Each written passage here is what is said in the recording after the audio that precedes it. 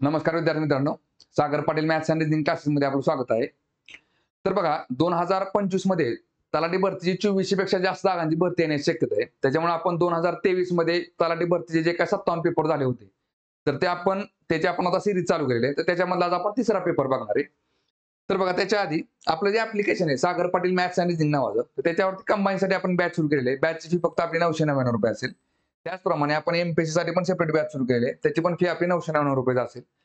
तर आता आपण सरळ सेवेसाठी नवीन बॅच सुरू करतोय आपल्या ऍप्लिकेशनवरती. तर ती येणाऱ्या काही काळामध्ये तुम्हाला ऍप्लिकेशनवरती अवेलेबल होऊन जाईल. ठीक आहे. तर बघा आता पहिला प्रश्न बघू आपण. तर बघा टाइम डिस्टन्स स्पीडवरचा क्वेश्चन आहे. काय दिले बघा. अजयला 30 किलोमीटर अंतर कापण्यासाठी महेशपेक्षा 2 तास जास्त लागतात. जर अजयने त्याचा वेग दुप्पट केला तर त्याला महेशपेक्षा 1 तास कमी लागेल. अजयचा वेग किती आहे? तर बघा आता अजयचा वेग विचारलेला आहे. बघा अजय आणि दुसरा कोण आहे इकडं? महेश. ठीक आहे बघा. आता अजयने 30 किलोमीटर अंतर जर कव्हर केलं तर सुरुवातीला काय होतं त्याला महेशपेक्षा 2 तास जास्त लागतात आणि दुप्पट वेग केला तर महेशपेक्षा 1 तास कमी लागतो. म्हणजे त्याच्या दोन्ही वेळेमधला फरक हा 3 तासाचा फरक आहे. जर त्याने वेगाची दुप्पट केली तर. ठीक आहे बघा. बघा आता 30 किलोमीटर अंतर आहे आपलं. मला सांगा आता हे अंतर आता बघा आपल्याला प्रश्न कुठे विचारला अजयचा वेग किती? सगळे पर्याय कुठले आहेत? तुम्हाला अजयच्या वेगाचे पर्याय. समजा आपण पहिला पर्याय घेतला बघा. 30 किलोमीटर अंतर जर तुम्ही 5 किलोमीटरच्या स्पीडने कव्हर केलं तर तुम्हाला बघा हे झाला वेग. तुम्हाला वेळ बघा अंतर भागिले वेग काय असतो? वेळ असतो. तुम्हाला वेळ किती लागेल बघा. तर बघा 5 एके 5, 5 सत्तर 30 म्हणजे 6 तास वेळ लागेल. ठीक आहे बघा. आता सुरुवातीचा वेग आपण 5 किलोमीटर पकडला. आता आपण काय केलं बघा. अजयचा वेग दुप्पट केला. म्हणजे 30 किलोमीटर अंतर जे आहे ते आपण काय केलं 5 ची दुप्पट 10 केली. म्हणजे 10च्या स्पीडने जर कव्हर केलं तर 10 त्रिक 30 3 तास वेळ लागतोय. बघा दोन्ही वेळेमध्ये 3 तासाचा फरक आहे का? 3 तासाचा फरक आहे. बरोबर आहे का नाही? बघा मग आता आपलं बरोबर काय ते आपलं पहिलं उत्तर बरोबर येते. आणि जर महेश बघा, आता महेशचा जर वेग काढायचा म्हटलं तर महेशचा वेग कुठून निघेल बघा. तर महेश काय म्हटले बघा, सुरुवातीला किती वेळ लागतोय? महेशपेक्षा 2 तास जास्त लागतात. म्हणजे महेशचं बघा, महेश सुरुवातीला ते अंतर किती वेळात कव्हर करत असेल? 4 तासामध्ये. ठीक आहे बघा, महेश किती वेळात पूर्ण करते? 4 तासामध्ये. मग 4 पेक्षा 2 तास जास्त आणि जर वेग दुप्पट केला 10 किलोमीटर केला तर किती वेळ लागतो? 3 तास. म्हणजे महेशपेक्षा 1 तास कमी. ठीक आहे, म्हणजे आपलं उत्तर काय असेल? ऑप्शन नंबर पहिला. आणि महेशचा वेग म्हटलं तर काय करायचं? 30/4 म्हणजे बरोबर काय निघते? 7.5 किलोमीटर. ठीक आहे. चला पुढचा क्वेश्चन बघू आता. बघा अल्फाबेटिकल सीरीजवरचा क्वेश्चन आहे. काय दिले बघा. दिलेली मालिका तार्किकदृष्ट्या पूर्ण होण्यासाठी प्रश्नचिन्हाच्या जागी काय आले पाहिजे? ठीक आहे बघा. आता इथे काय असते बघा बी. बी नंतर सी, सी नंतर इकडे डी आहे. थांबा एक मिनिट. हा BM4 आहे हा. B4M परत C8T इथं क्वेश्चन मार्क परत इकडे H96H आणि इकडे L4800 सॉरी 80 480O. बघा आता काय दिसतंय बघा तुम्हाला इकडं. बी नंतर सी जर पकडला आपण तर अधिक 1 केले की सी येते. ठीक आहे बघा. आणि इथं बघा एच नंतर जर आपण एल घेतला बघा HIJKL बरोबर आहे का? HIJKL अधिक 4 केला की बरोबर काय निघते बघा एल निघतोय. मग याचा अर्थ काय बघा. सी नंतर आपल्याला अधिक 2 घ्यावं लागेल. अधिक 2 घेतलं काय निघेल? CDE. बघा इथं काय निघेल? ई निघेल. आणि बघा ईच्या नंतर नाही तर अधिक 3 केलं तर बरोबर काय निघते बघा ई. FGH बरोबर ईच्या पुढे 3 घरं गेले की एच निघते. ठीक आहे बघा. म्हणजे इथं ई आला. ई कुठं कुठे बघा. तरी पहिल्या 2 ऑप्शन मध्ये ई आहे. 3 नंबरचा आणि 4 नंबरचा ऑप्शन काय झाला? कॅन्सल झाला. ठीक आहे. बघा आता परत काय दिसतंय बघा तुम्हाला इकडं. बघा एम. एमच्या नंतर टी कुठं आला बघा. बघा एम. NOPQRST अधिक 7 केले की बरोबर टी येते. ठीक आहे बघा. एचच्या नंतर ओ ला चेक करा. ओ कधी आला बघा. एच IJKLMNO बरोबर अधिक 7 केलं की ओच आलेला आहे. म्हणजे इथं पण फक्त काय करावं लागेल आपल्याला? अधिक 7 करावं लागेल. मग अधिक 7 केलं तर काय निघेल बघा. टीच्या पुढं ST बघा UVWXYZ आणि A म्हणजे शेवटला काय निघेल? ए निघेल. मग ए कुठं दिसतोय बघा. ईच्या नंतर बघा ईच्या नंतर ए आला. कुठेही बघा पर्यायामध्ये फक्त 2 नंबरच्या ऑप्शन मध्ये म्हणून आपलं उत्तर किती निघालं? Option number 2. आणि मधली जर संख्या बघितली आपण चेक केली तर कशी निघेल बघा. 4 दुने 8 बघा. 4 आणि 8 मध्ये किती गुणिले 2 चा फरक आहे. बघा परत 8 त्रिक 24 8 गुणिले 3 केले की बरोबर 24 निघते. परत 24 गुणिले 4 केले की 24 चोक 96 येते. म्हणजे E24A ऑप्शन नंबर 2. ठीक आहे. चला पुढचा क्वेश्चन बघू. बघा सरळ व्याज आणि चक्रवाढ व्याजावरचा प्रश्न आहे. काय दिले बघा प्रश्नामध्ये. चक्रवाढ व्याजाच्या विशिष्ट दराने 3 आणि 2 वर्षानंतर नियत मुद्दलांच्या रकमा या 21:20 च्या गुणोत्तरात आहेत. तर व्याज दर किती आहे? तर बघा आता लक्षात घ्या, इथं काय 3 वर्षाचं 3 वर्षाचं आणि 2 वर्षाचं काय काढत बसायची गरज नाही. बघा कसं असतं लक्षात घ्या. आता 2 वर्ष झाली इकडं आणि इकडे काय दिले चक्रवाढ व्याज. बरोबर आहे का? इथं झाले 3 वर्ष. बघा कधी पण लक्षात घ्या, सलग बघा आता कसं असतं लक्षात घ्या, सरळ व्याज आणि चक्रवाढ व्याज हे पहिल्या वर्षी सारखंच असतं. चक्रवाढ म्हणजे काय बघा, तर व्याज म्हणजे पहिल्या वर्षी जर आपण व्याज नाही भरलं तर त्या व्याजाला परत व्याज लागलं जातं. त्याला काय म्हणतो आपण चक्रवाढ व्याज. म्हणजे व्याजावरती व्याज आकारलं जातं. इथं काय बघा, समजा 2 वर्षाची जी काय मुद्दल असेल, ठीक आहे बघा, 2 वर्षाचं इथं जे काय आपल्याला मुद्दल दिली, किती दिली त्यांनी बघा 20 दिलेली आणि 3 वर्षाची किती 21 आहे. बरोबर आहे का? आता बघा 2 वर्षापासून 3 वर्षामध्ये आपण फक्त 1 वर्ष पुढे गेलोय. बरोबर आहे का? ज्यावेळेस आपण एकच वर्षाचं बघतो ना, कधी पण लक्षात घ्या. मग किती वर्ष असू दे बघा, समजा 30 वर्ष आणि 31 वर्ष पकडलं आपण. मग इथं मुद्दल काही असू दे, इथं पण काही असू दे. या दोन्हीमध्ये फक्त 1 वर्षाचा फरक आहे ना. मग इथं जी काही मुद्दल असते ना बघा, या 30 वर्षामध्ये जी काही मुद्दल तयार होती, मुद्दल प्लस व्याज मिक्स करून. मग नंतर आपण एका वर्षात जे व्याज म्हणजे घेतो ना, तर त्याच्यामध्ये बघा फक्त काय असतं, या 30 वर्षाच्या मुद्दलीमध्ये फक्त 1 वर्षात सरळ व्याज ऍड झालं असतं. म्हणजे जर चक्रवाढ व्याजाने जरी पैसे गोळा करत असलो आपण, तरी कसं असतं बघा, फक्त 1 वर्षाचा जर गॅप असेल ना, तर ते 1 वर्षामध्ये आपण पाठीमागच्या वर्षाची काय केलेली असती बघा, ऍड केलेली असती. तर फक्त व्याज सरळ व्याज ऍड केलेलं असतं थोडक्यात बघायला गेलं तर. हा, ते मूळ मुद्दलाच्या चक्रवाढ व्याज असेल, पण हे जे बघितलं ना आपण 30 आणि 31 वर्षाचं जर असेल ना, तर त्या 1 वर्षाचा जर गॅप असेल ना, तर तो फक्त काय असतो, पाठीमागच्या वर्षाचा फक्त काय असतो, सरळ व्याजाचा गॅप असतो. ठीक आहे बघा, आता इथं काय बघा, मग आता 20 वर्षाची काय मुद्दल असेल, म्हणजे 2 वर्षाची मुद्दल समजा आपली किती 20 आहे, 3 वर्षाची किती 21 आहे. वाढलंय किती फक्त बघा ₹1 वाढला किंवा 1x वाढलेला आहे. हे गुणोत्तर म्हणजेच काय, हे 20x आहे आणि हे 21x आहे. म्हणजे वाढलंय किती फक्त बघा 1 वाढलं. कितीमध्ये 20 मध्ये. म्हणजे 2 वर्षात जी काही मुद्दल तयार होईल, त्या मुद्दलीमध्ये फक्त ₹1 वाढलाय. म्हणजे इथं काय निघेल बघा, आणि आपण विचारलं काय, तर व्याजाचा दर किती बघा. म्हणजे ₹20 मध्ये वाढले किती ₹1 वाढलेला आहे. टक्केवारीमध्ये किती गुणले 100 एवढंच करायचं. मग काय निघेल बघा, 20 एके 20 आणि 20 5 100 म्हणजे 5% व्याजाचा दर असेल. म्हणजे ऑप्शन नंबर 2. ठीक आहे. चला पुढचा क्वेश्चन बघू. बघा हा पण प्रश्न कशावरचा आहे बघा, तर आता टाइम डिस्टन्स स्पीड वरचा क्वेश्चन आहे. ठीक आहे बघा, काय दिले बघा, ट्रेन ए इंदूरहून दिल्लीसाठी 60 किलोमीटर पर आवर या वेगाने सकाळी 11 वाजता निघते. ट्रेन बी इंदूरहून दिल्लीसाठी त्याच मार्गाने त्याच दिवशी 72 किलोमीटर पर आवर वेगाने दुपारी 2 वाजता निघते. या दोन्ही गाड्या एकमेकींना किती वाजता भेटतील? तर बघा आता दोन्ही गाड्या एकाच ठिकाणावर निघतात. ठीक आहे बघा, मग थोडक्यात काय, चोर पोलीसचा प्रश्न आहे बघा थोडक्यामध्ये. म्हणजे चोर पुढे पळतोय आणि पाठीमागनं पोलीस पळतोय. ठीक आहे बघा, मग यावेळेस कसं ह्याच्यामध्ये काय असतं बघा, 2 गाड्या बघा थोडक्यात काय, 2 गाड्यांमधलं अंतर भागिले काय असतं बघा, दोन्ही गाड्यांतल्या वेगातला फरक असतो. का लक्षात घ्या, आता बघा लक्षात घ्या, सकाळी 11 वाजता काय झाले बघा, ए ट्रेन निघाली. बरोबर आहे का? 11 वाजता तिने 11 ते काय केले बघा, 2 वाजेपर्यंत प्रवास केलाय. 11 AM ते 2 AM पर्यंत. ठीक आहे बघा. आता 11 AM ते 2 AM पर्यंत त्या गाडीचा वेग किती आहे बघा, 60 किलोमीटर पर आवर आहे. 60 किलोमीटर पर आवर आहे. थोडक्यामध्ये 11 ते 2 पर्यंत किती वेळ झाला बघा, 3 तास वेळ झाला. मग ती गाडी 3 तास पुढे निघून गेली. ठीक आहे बघा. मग थोडक्यात काय, मग त्या गाडीने किती अंतर कव्हर केलं, 60 गुणिले 3 बरोबर झाले 180 किलोमीटर. ती गाडी पुढे निघून गेली 180 किलोमीटर. आता बघा लक्षात घ्या, जी 2 वाजता बघा ट्रेन बी जी निघाली बघा, ट्रेन बी जी आहे ती किती वाजता निघाली बघा, तर ट्रेन बी ही 2 वाजता निघाली. 2 सॉरी इथं PM करा, हा 2 PM वाजता समजा ट्रेन निघाली. ठीक आहे बघा. तर मला सांगा तिचा वेग किती आहे बघा, तर 72 किलोमीटर पर आवर आहे. 72 किलोमीटर पर आवर. आता ही गाडी तर 180 किलोमीटर पुढे निघून गेली. आता बघा पाठीमागच्या गाडीचा जर वेग ह्या गाडी एवढा जर असतं 60 किलोमीटर, तर दोन्ही गाड्यांनी बघा, दोन्ही गाड्यांमधलं जे अंतर आहे ते कमी झालं असतं का नाही? अंतर कोण कमी करतं, तर पाठीमागची जी गाडी असते ना, त्या गाडीचा ह्या गाडीपेक्षा असणारा जास्तीचा वेग. किती जास्त वेग आहे तर बघा 60 आणि 72 म्हणजे 12 किलोमीटर जास्त वेग आहे. हा जो 12 किलोमीटर जास्त वेग आहे ना, तो काय करणार, दोघांमधलं अंतर कमी करणार आहे. मग दोघांमधलं अंतर किती असेल बघा, अंतर भागिले काय करायचं कधी पण, वेगातील फरक. एवढं असतं बघा, वेगातील फरक. मग बरोबर काय असतं बघा, अंतर भागिले वेग केले बरोबर काय निघतो, वेळ निघतो. ठीक आहे बघा, मग अंतर किती पडलं आपलं, 3 तासामध्ये 180 किलोमीटर गाडी पुढे निघून गेली. ते झालं दोघांमधलं अंतर. आणि मग वेगातला फरक किती, 72 वजा 60 झाले किती, 12 किलोमीटर. बरोबर काय निघेल, वेळ निघेल बघा, किती निघेल, 12 एकी 12, इथं 12 एकी 12, राहिले किती 6, 6 वर 0 60, 12 पंचे 60 म्हणजे बरोबर बघा 15 तास.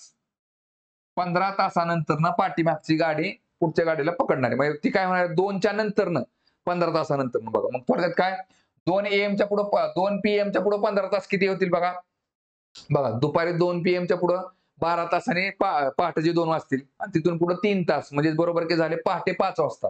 बरोबर आहे का. 2 PM अधिक 15 तास जर पकडला आपण तर काय निघेल बघा मग पहाटे 5 वाजता. पहाटे 5 वाजता म्हणजे दुसऱ्या दिवशी पहाटे 5 वाजता. Option number 3. ठीक आहे. चला पुढचा क्वेश्चन बघू आता. बघा टाइम अँड वर्क वरचा क्वेश्चन आहे. काय दिले बघा. जर दिवसातील 7 तास काम करून 16 पुरुष 48 दिवसात एका शेताची नांगरणी करू शकतात, तर दिवसातील 12 तास काम करून 14 पुरुष त्याच शेताची किती दिवसात नांगरणी करतील. बघा आता इथं बघा काम सेमच आहे. म्हणजे दोन्हीकडचं काम सेमच आणि काम सेम असेल ना तर काम लिहायची गरज. डायरेक्ट काय करायचं बघा. बघा माणसे गुणिले दिवस गुणिले तास बरोबर माणसे गुणिले दिवस गुणिले तास. जसं आपण काम जर असेल ना तर काम भागिले माणसे दिवस तास करतो इज इक्वल टू काम भागिले माणसे दिवस तास. पण काम सेम मध्ये त्यामुळे काय घ्यायची गरज नाही. मग आता बघा एक काम करायला काय दिले बघा. 16 पुरुष बघा 16 पुरुष काय म्हटले तिथं 48 दिवसामध्ये रोज 7 तास काम करून संपवतात इज इक्वल टू बघा तर दिवसातील 12 तास करून बघा 14 माणसे काय म्हटले बघा 12 तास काम करून किती दिवसात पूर्ण करतील. ठीक आहे. बघा आता एक जागायला ठेवला इज इक्वल टू हे सगळं बरोबरच्या अलीकडे आणा. बघा 16 गुणिले 48 गुणिले 7 भागिले 14 गुणिले 12 मग काय निघते बघा इकडं 12 एके 12 12 चौका 48 परत 7 एके 7 7 दुने 14 परत 2 एके 2 2 8 16 म्हणजेच 8 चौक 32 x इज इक्वल टू किती आलं 32 म्हणजे उत्तर येते ऑप्शन नंबर 4. ठीक आहे. चला पुढचा क्वेश्चन बघू. बघा बॉड मासवरचा क्वेश्चन आहे. काय दिले बघा याच्यामध्ये. जर प्लस म्हणजे वजा असेल, वजा म्हणजे गुणिले असेल, गुणिले म्हणजे भागिले असेल आणि भागिले म्हणजे अधिक असेल तर दिलेल्या समीकरणामध्ये प्रश्नचिन्हाच्या जागी येऊ शकणारा पर्याय निवडा. बघा 17 इथे लिहून घ्या 17 3 आणि 12. बघा आता वजा म्हणजे काय दिले त्यांनी आपल्याला. वजा म्हणजे गुणिले आणि परत अधिक म्हणजे काय दिले बघा. अधिक म्हणजे वजा इथं वजा लिहून टाका. मग आता चला ब्रॅकेट देऊन टाका इथं ब्रॅकेट बसेल. 17 त्रिका किती आले 51 वजा 12 म्हणजे 51 मधनं 12 गेले खाली किती राहतात बघा तर 39. ठीक आहे. मग उत्तर काय निघालं आपलं ऑप्शन नंबर 3. ठीक आहे. चला पुढचा क्वेश्चन बघू. हॅलो बघा काय दिसतंय बघा. नंबर सिरीज वरचा प्रश्न काय दिले बघा याच्यामध्ये. दिलेल्या मालिकेत प्रश्नचिन्हाच्या जागी काय आले पाहिजे. ठीक आहे. बघा 6 म्हणजे काय दिसतंय तुम्हाला 6चा वर्ग. बघा 64 म्हणजे कितीचा बघा 8चा वर्ग आहे. 100 म्हणजे 10चा वर्ग आहे. 10चा वर्ग आहे. 144 म्हणजे 12चा वर्ग आहे. 196 म्हणजे 14चा वर्ग आहे. मग इथं काय निघेल बघा तर 16चा वर्ग. 16चा वर्ग किती असतो 256 म्हणजे तो ऑप्शन नंबर पहिला. ठीक आहे. चला पुढचा क्वेश्चन बघू आता.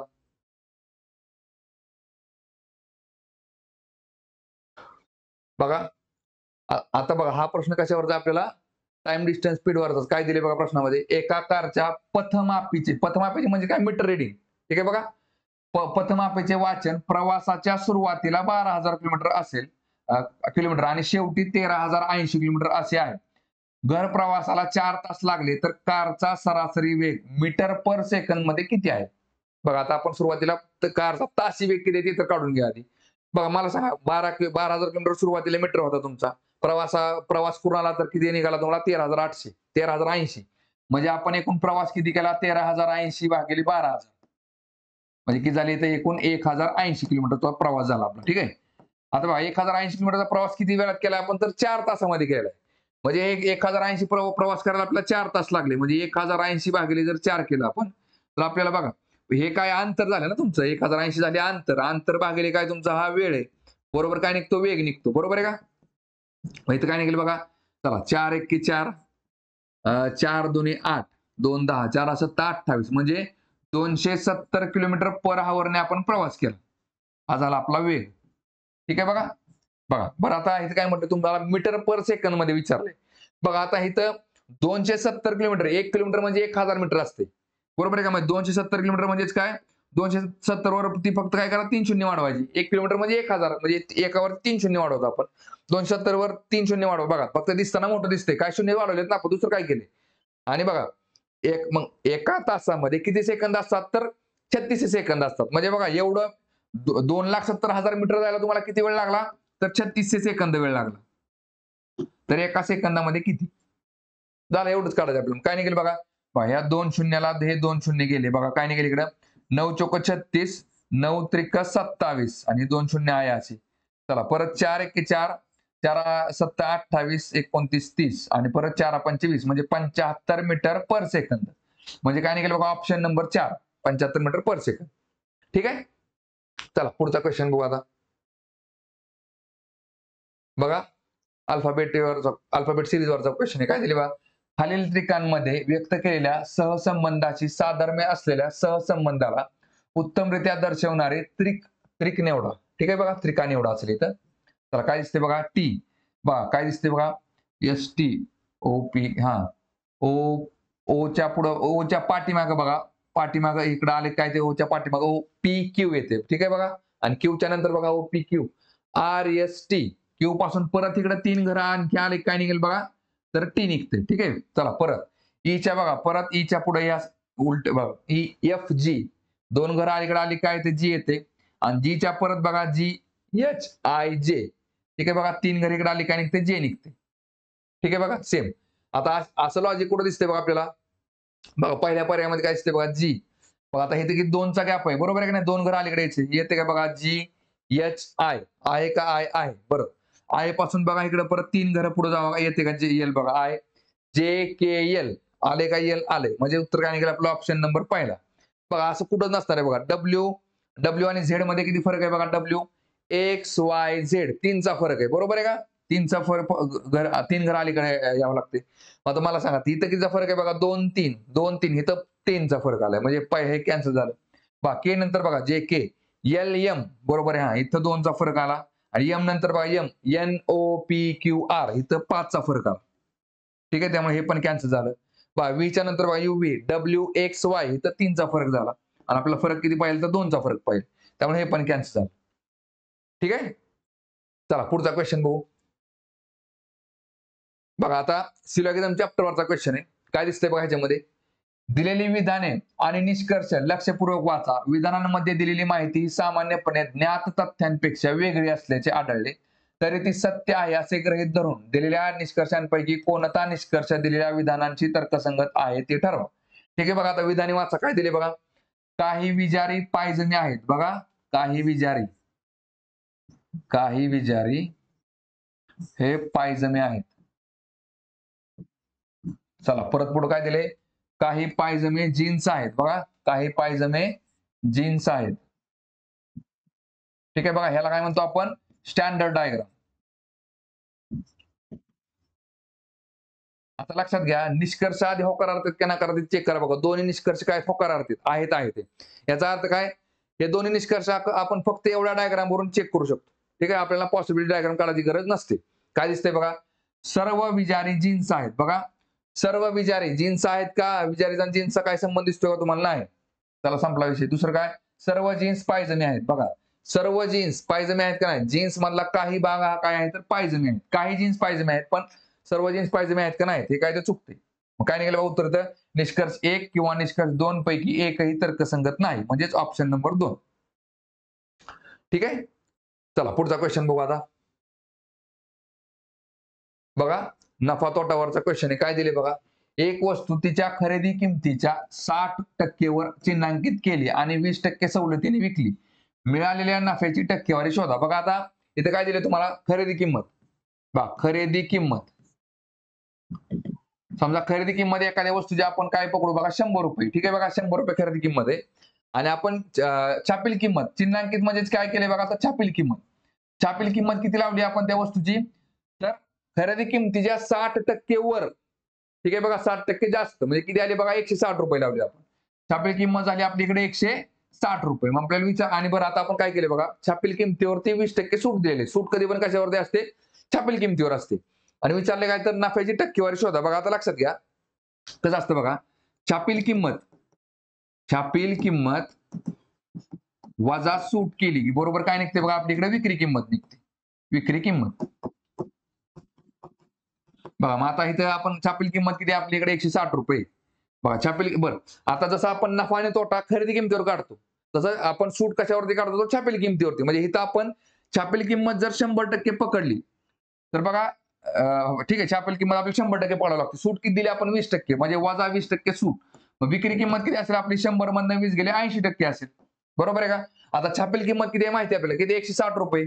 100% म्हणजे किती आहे बघा, 160 आहे. तर विचारले काय, तर नफ्याची टक्केवारी शोधा. मग हा बरं, छापील किंमत किती आपली 160 रुपये. तर आपली विक्री किंमत काढा. विक्री किंमत काढली की बरोबर आपल्याला काय निघते, विक्री किंमत निघाली की नफा किती झाला, तोटा किती झाला कळून जाते. मग बघा आता 100% म्हणजे जर 160 असेल तर विक्री किंमत किती असेल बघा, 80%.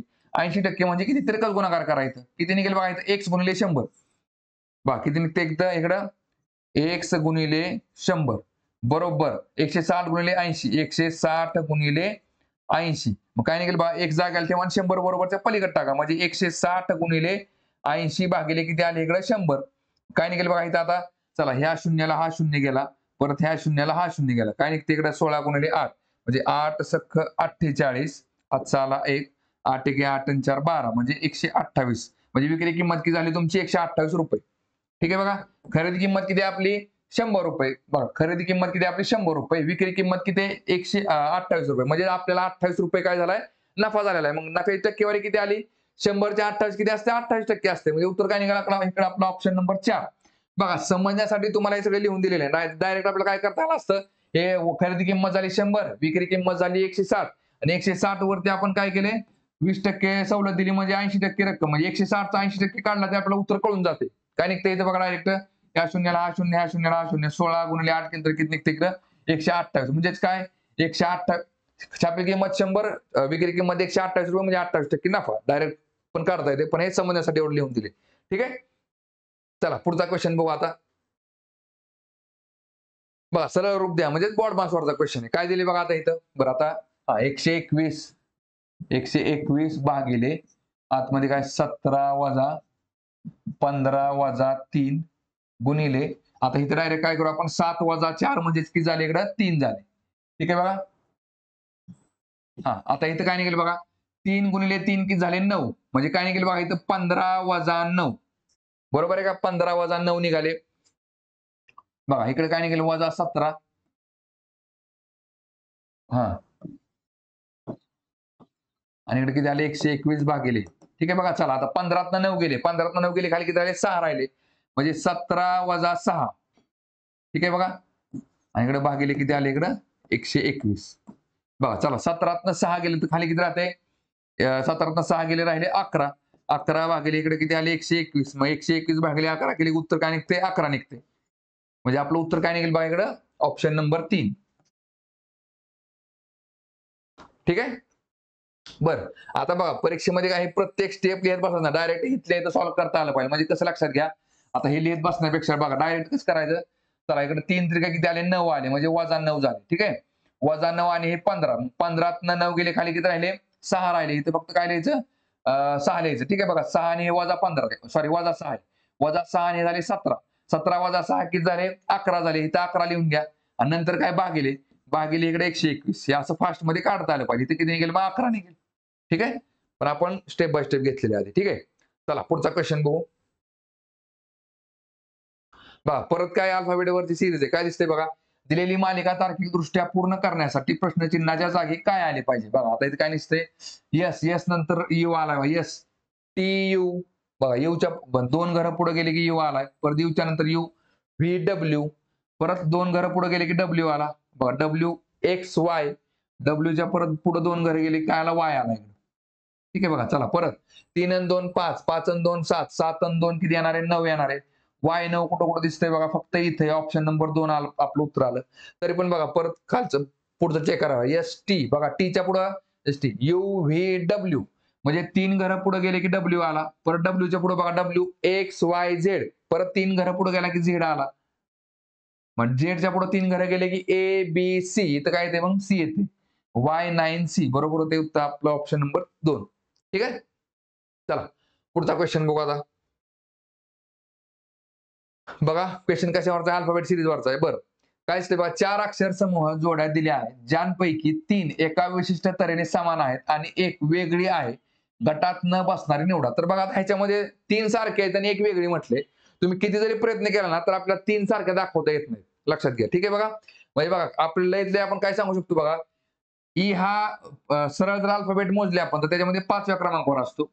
आणि व्ही जर उलट मोजला तर बघा V W X Y Z म्हणजे व्ही पण उलटा किती असतो 5वा असतो. परत बघा इथं जर डब्ल्यू बघितलं आपण, डब्ल्यू किती असतो बघा, डब्ल्यू एक्स वाय झेड म्हणजे उलटा जर मोजला तर 4 नंबरला डब्ल्यू येते. ठीक आहे बघा उलटा मोजला तर. आणि डी जर सरळ मोजला तर तो काय ते 4 नंबरला येतो. ठीक आहे बघा. बरं. आता बरं इथं बरं आयोगाने उत्तर काय दिलंय बघा, ऑप्शन नंबर 4 उत्तर दिलं. डायरेक्ट उत्तर लिहून घ्या. कारण की ह्याच्यामध्ये लिंक लागत नाही कुठलीच. ठीक आहे. आयोगाचं उत्तर कुठलं, ऑप्शन नंबर 4 एवढं फक्त माहित असू दे. ठीक आहे. चला पुढचा क्वेश्चन बघू. बघा परत कुठला आहे, सिलोगिझम चॅप्टरवरचा क्वेश्चन आहे. काय दिले बघा याच्यामध्ये, दिलेले विधान आणि निष्कर्ष लक्षपूर्वक वाचा. विधानांमध्ये दिलेली माहिती ही सामान्यपणे ज्ञात तथ्यांपेक्षा वेगळी असल्याचे आढळले तरी ती सत्य आहे असे गृहीत धरून दिलेल्या निष्कर्षांपैकी कोणता निष्कर्ष दिलेल्या विधानांची तर्कसंगत आहे ते ठरवा. ठीक आहे. आता विधान काय दिलेत बघा, सर्व देव मासे मासे आहेत बघा, सर्व देव मासे, सर्व देव मासे हे मासे आहेत. परत काय दिले बघा, काही देव मासे शार्क आहेत. चला काही देव मासे काय दिले, काही देव मासे हे शार्क आहेत. आणि परत पुढे काय दिले, सर्व शार्क जलचर आहेत. बघा सर्वच्या सर्व शार्क आहेत तर हे जलचर आहेत, जलचर आहे. ठीक आहे बघा. चला आता ह्याला काय म्हणतो आपण, स्टँडर्ड डायग्राम.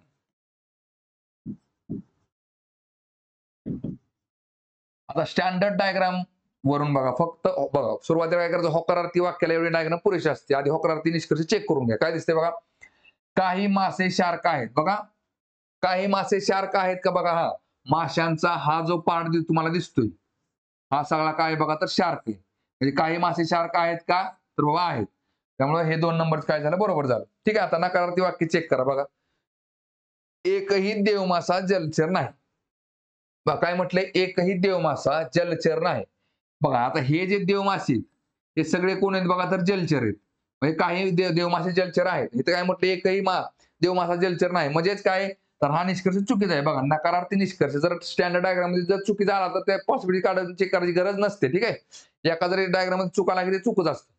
मग ह्याचा उत्तर काय निघेल बघा, निष्कर्ष काय बघा, फक्त निष्कर्ष 2 तर्कसंगत आहे. म्हणजेच ऑप्शन नंबर 2.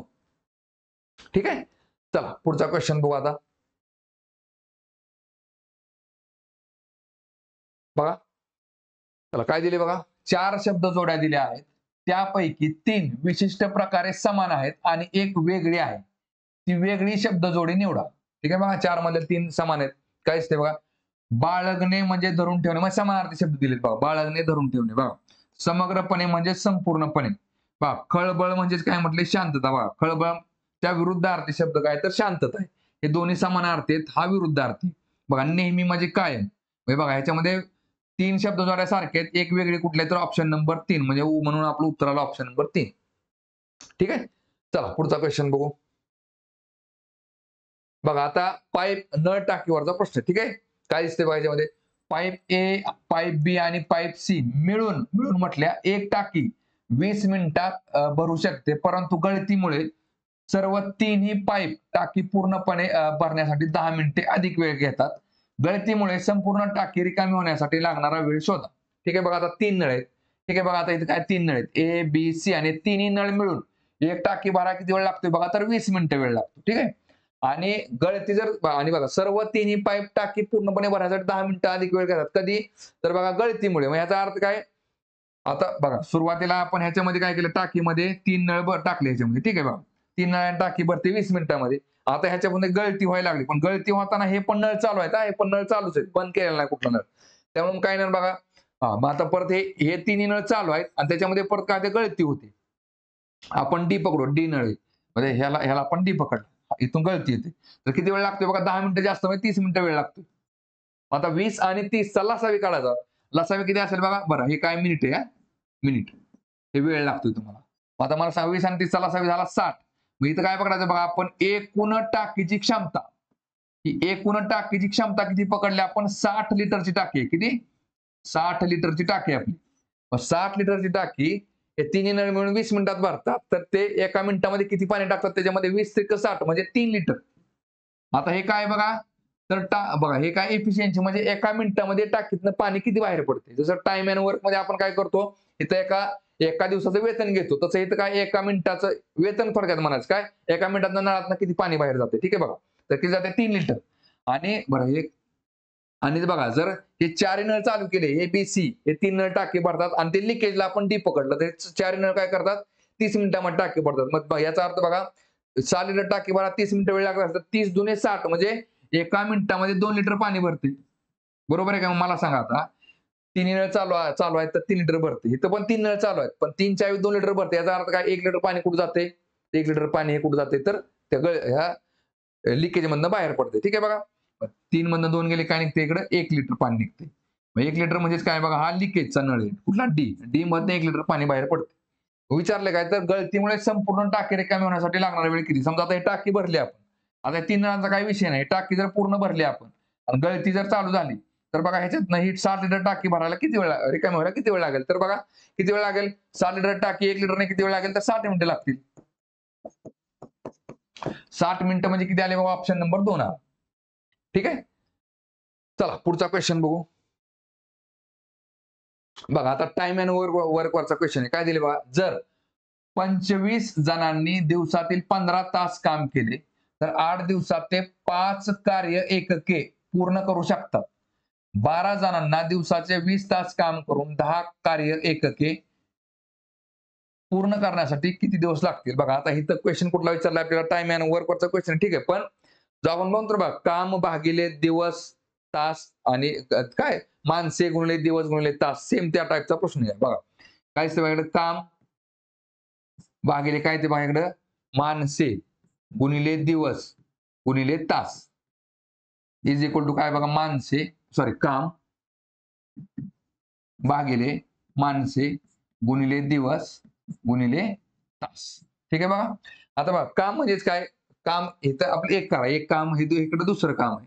मग काम माणसे इकडे हे दिसतील दुसऱ्या कामासाठी लागणारे जी माणसे तास दिवस काय असेल ते इकडे आपण लिहून टाकू. ठीक आहे बघा आता पहिलं काम कुठलं बघा आपलं तर 5 कार्य एकके पूर्ण करण्यासाठी हे काम असतं. काम ओळखता आलं पाहिजे. ठीक आहे बघा किती झालं 5 कार्य एक पूर्ण करण्यासाठी किती वेळ लागतो बघा तर 25 जणांना म्हणजे 25 माणसांना काय किती बघा 15 तास आणि 8 दिवस. इकडे किती आलं बघा 15 तास आणि 8 दिवस बरोबर.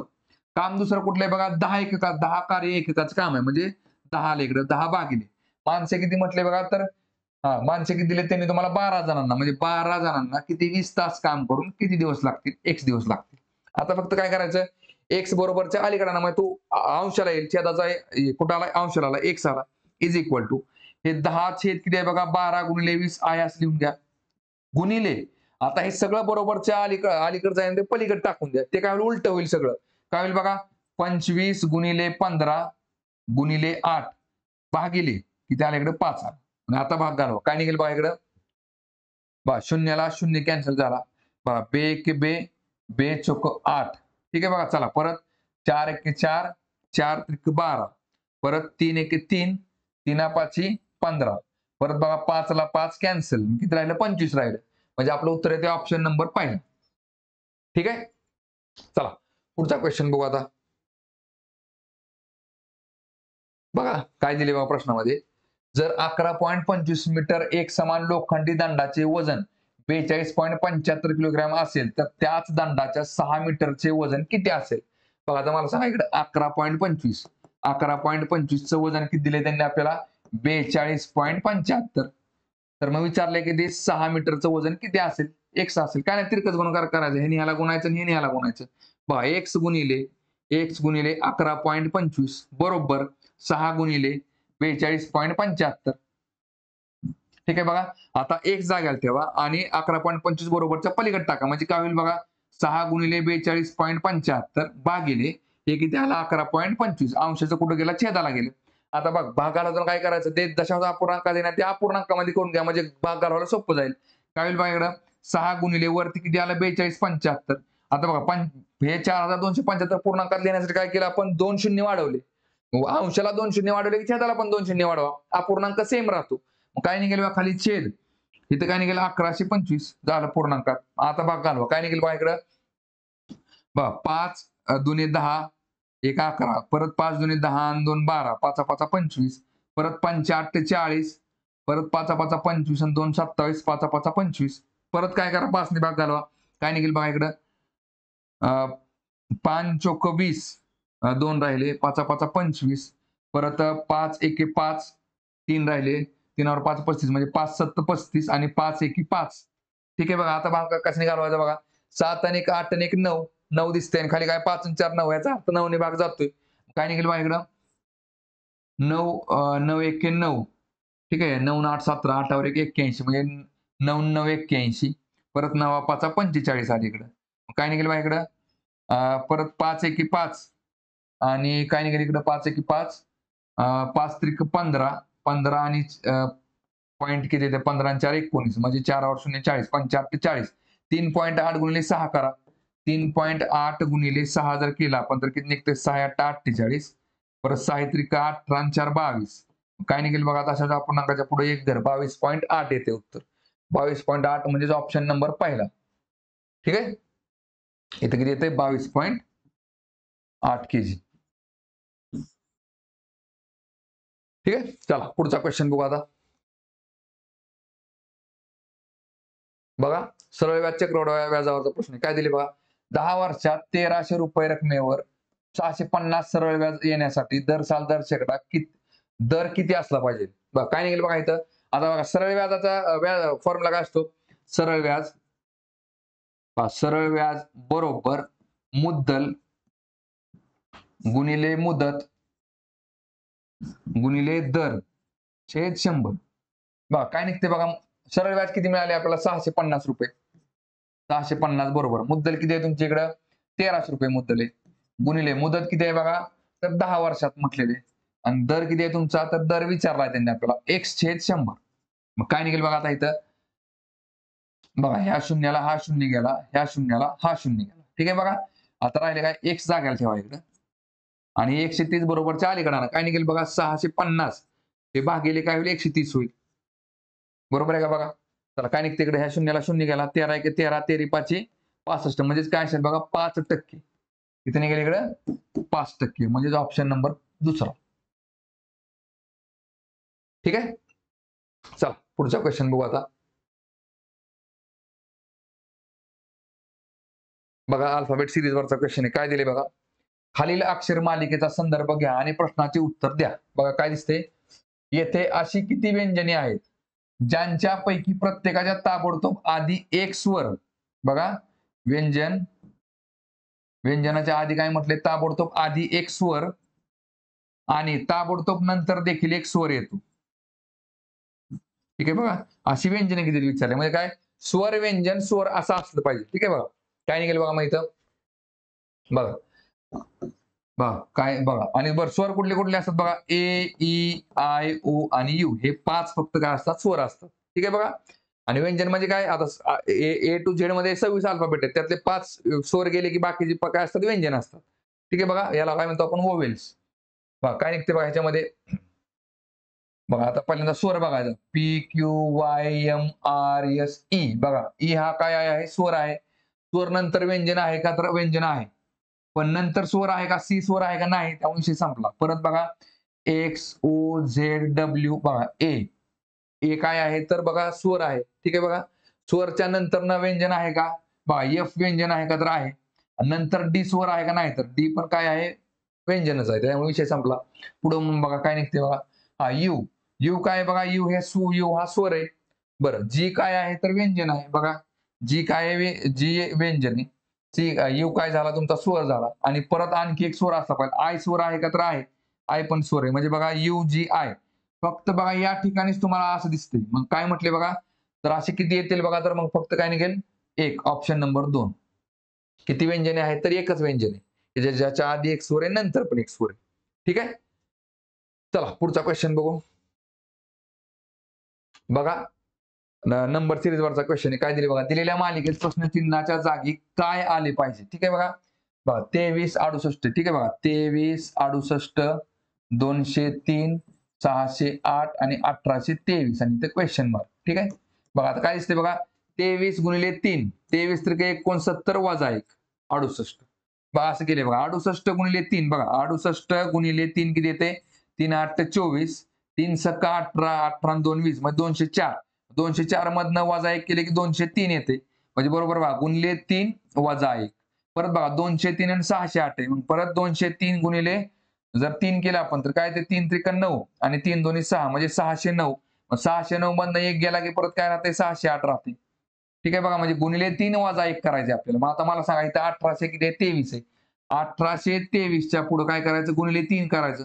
काय निघते बघा, 3 त्रिक 9, परत 3 दोन्ही 6, 3 8 24, परत 3 1 3 आणि 2 5 आणि ह्याच्यामधनं फक्त 1 वजा करायचा. काय निघते मग, 9 1 गेला 8 राहिला, 6 4 आणि 5 म्हणजे 5468.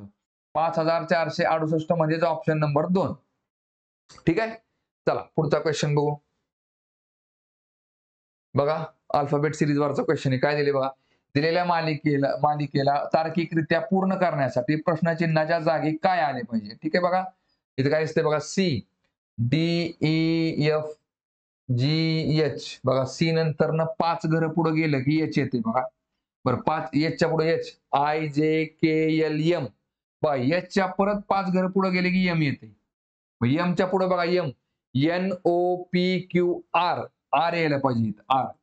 आर कुठं कुठे बघा, 2 आणि 4 1 मध्ये पण आर आहे. 3 नंबरचा ऑप्शन काय झाला, कॅन्सल झाला. ठीक आहे बघा, चला आता नंतर काय दिसतंय बघा तुम्हाला इकडं, हा एफ दिसतंय. एफच्या नंतर एफ जी एच आय जे के, म्हणजे एफच्या नंतर पण 5 घरं गेले की के आलाय. बरं, केच्या पुढे बघा, J K L M N O P, परत 5 घरं केच्या पुढे गेले की पी आलेला आहे.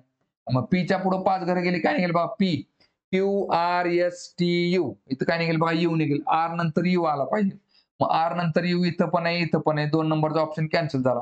ठीक आहे बघा, आता बघा 3 नंबरला काय दिसतंय बघा, ई. ई म्हणजेच काय, ईच्या नंतर E F G H I J. इथं पण 5 घरं पुढे गेले की जे येते. जेच्या पुढे बघा, के एल एम एन ओ. जेच्या परत पुढे 5 घरं गेले की ओ येते. ओच्या परत पुढे 5 घरं माझा O P Q R S T, म्हणजे टी यायला पाहिजे इथं. आर यू टी कुठे बघा, इथं ऑप्शन नंबर म्हणजे ऑप्शन नंबर पहिला आला. आणि दोन्हीकडे 42 42 आहे. ते जर बघितलं आपण तर काय निघते बघा, 24 आणि 6 30, 30 आणि 6 36, 36 आणि 6 42 येते. ठीक आहे, 36 आणि 6 42 म्हणजे R U T 42 option number पहिला.